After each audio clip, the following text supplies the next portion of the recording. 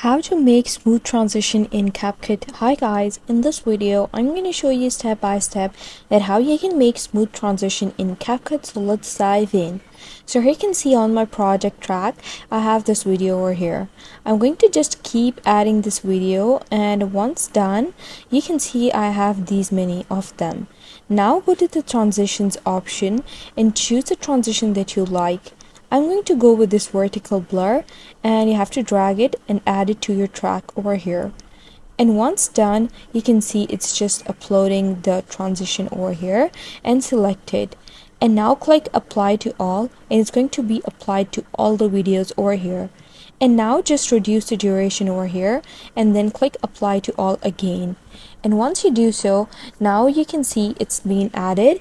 And now if you play the video, and you can see it has added a smooth transition to the video.